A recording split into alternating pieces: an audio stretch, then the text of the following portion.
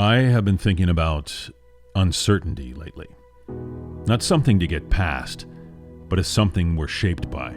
We tend to talk about clarity as if it's the thing that moves us forward, as if knowing exactly where we're going is what gives us strength.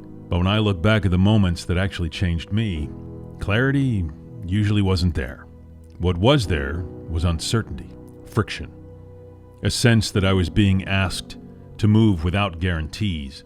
And that's uncomfortable, but I also think that's the point. There's a part of us that wants to ask permission before we act. We want reassurance that the choice we're about to make will work out, that the effort will be worth it, that we won't regret it later. That would be great, wouldn't it?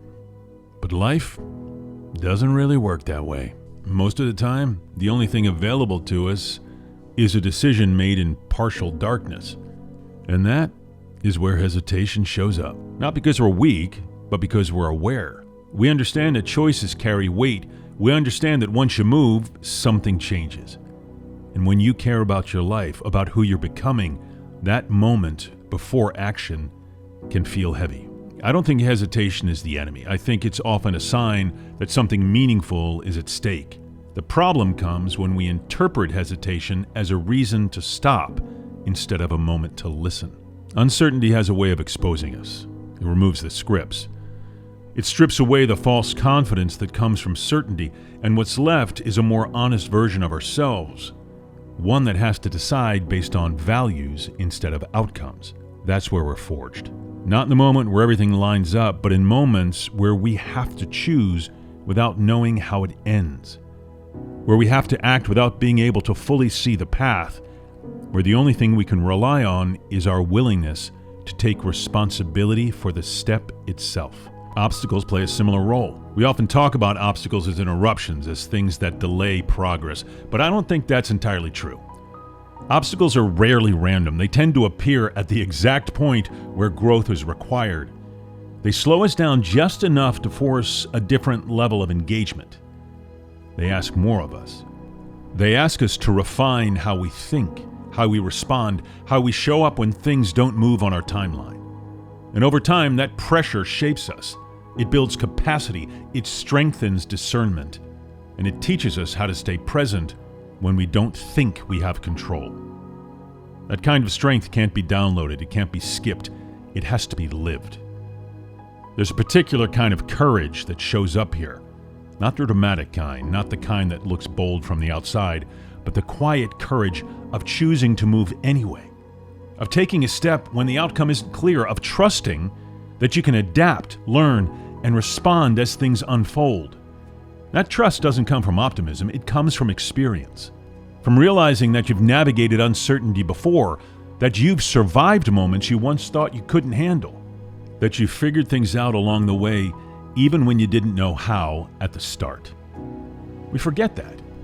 We stand at the edge of a new decision and act as if it's the first time we've ever been here, as if uncertainty is a sign we're unprepared, instead of a sign that we're standing at the threshold of something that matters. I've noticed that growth often asks for a different kind of commitment than we expect. Not a commitment to certainty, but a commitment to engagement, to staying present with the process, to continuing even when the feedback is minimal and the results are delayed. And nobody's saying it's easy. It requires patience. It requires restraint. It requires resisting the urge to constantly evaluate whether we're there yet. But that's where depth is built. Making a choice in the dark doesn't mean acting recklessly. It means acting honestly.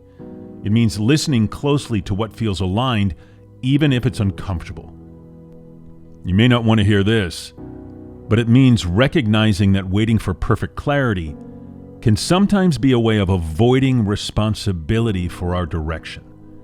At some point, movement becomes less about confidence and more about integrity, about deciding that you're willing to stand behind the choice you make regardless of how it unfolds, that you're willing to learn from it, that you're willing to adjust without abandoning yourself in the process.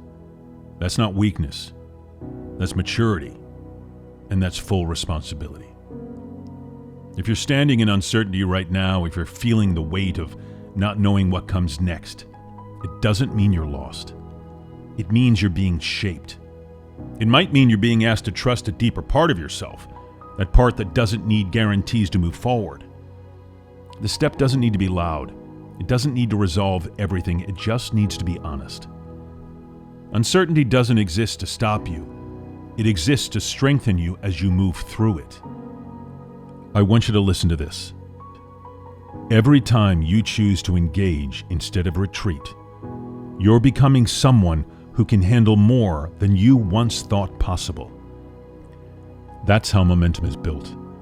Not by eliminating the unknown, but by learning how to walk with it. Your destiny is waiting.